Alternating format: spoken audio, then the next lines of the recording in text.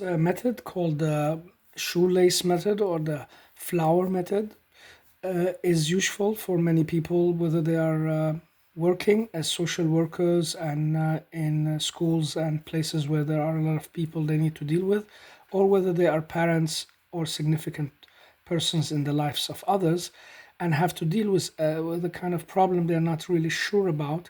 They can go about it this way. First of all, talking about the what is worrying us and what hopes and wishes do we have, what ideas and possibilities is there to get there, and what signals do we see when we get closer or we are on the way, and when are we hitting the target.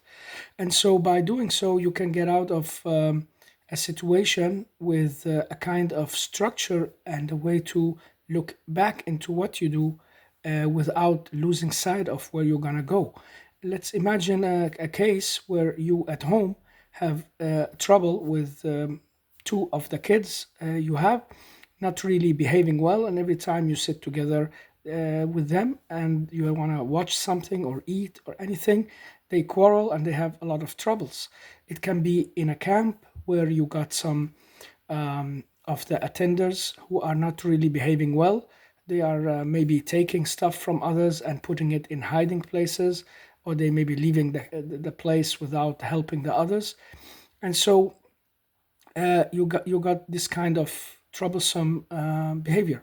It can be in school where someone is bullying someone else, or a group is bullying a person, and you want to deal with it. And it can be so many other situations. And so you start with yourself or with the people involved, maybe basically your colleagues, but also those who are really primarily in the situation. Like if you are the parents, you cannot just sit with your husband or your wife and make this plan without at one point or another taking the kid into the plan's realization. They have also to be tagging along, maybe all the way from the beginning.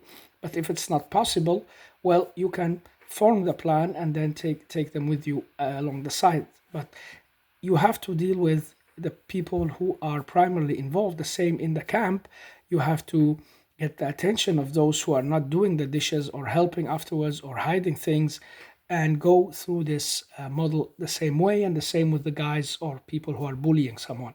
So you have to, first of all, keep the focus on what kind of worries have we in this situation, what is worrying us, and how is it that this is showing.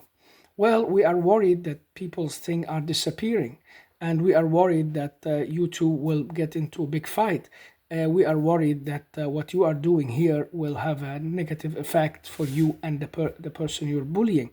So we have some worries that we want to talk about, and maybe they will be dismissed by these people, but others who are attending would confirm them and say, no, there is this problem, and we know it is there, but not pointing finger at anyone, but asking open questions. What is worrying us? And if you have a space where you can make it anonymous, you can just put out this open question with the group and say, what is worrying us here when we are together in this camp? Let's put forward some suggestions. Maybe they can write it on a paper and deliver it, and you get 5 or 10 suggestions to what is worrying. And then you go on to the next point.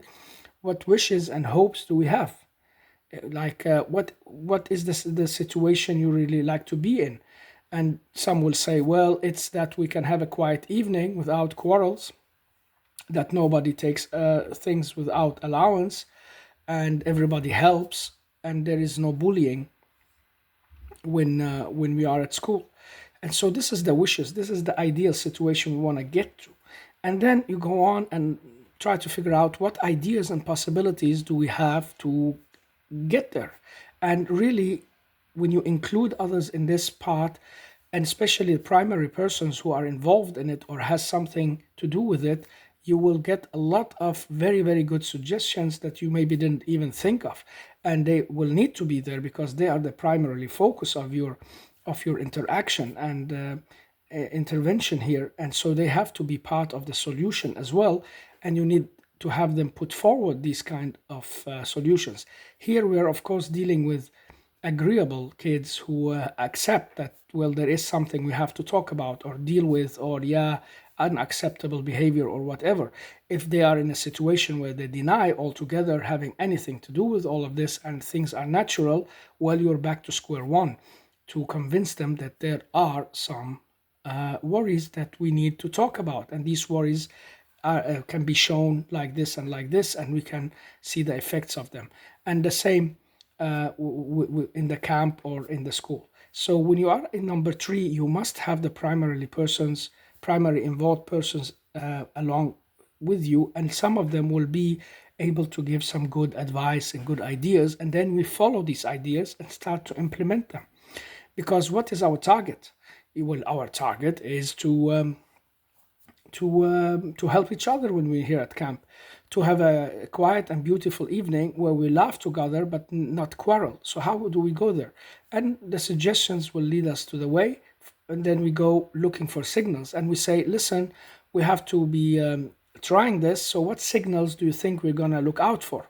Well, one will say the good signals will be that less things will be disappearing from the camp or hidden. Others would say we see there more hands helping us fixing the dishes or the food. And in school, well, this person who's been bullied is not experiencing it as much as before. So we have the signals that we're getting there or going on the right direction. And so finally, we will hit the target sooner or later when enough signals had showed us where we are, and we get the feedback from the persons involved or from the group or from the person who had been bullied or from those kids at home saying, yeah, we have already now been having two dinners and one fun evening together without any quarrels or only a little quarrel. So we are in the right direction, and everybody will be in a way keeping tags of these signals and keeping an eye on them. So it's also a way of making the involved persons aware that we can actually see signals along the way of how things are going. Are they getting better or worse, staying in the same situation? Are our suggestions helping? And if they're not, well, we go back. We start even over with the worries, where we want to go to the ideas. Oh, we pick another of these ideas, how to deal with it, and try it out and see if it's helping on the signals. And that's basically also a way society usually deals with different ways. Maybe it can implement a thing and a law and see how it works. And if the effect is good, well, it keeps going with it or manifest it, or else, well, they change it or they make some new suggestions and they adjust the situation. This is a short video just to show how this butterfly model can be used to many things in professional work, also in private work. And I've been teaching it and using it with my colleagues to graduates of social seminary school and who are going to work with like social workers, and they're going to work with kids in kindergartens and schools. But I know it can be very helpful in other ways as well. Have a good evening.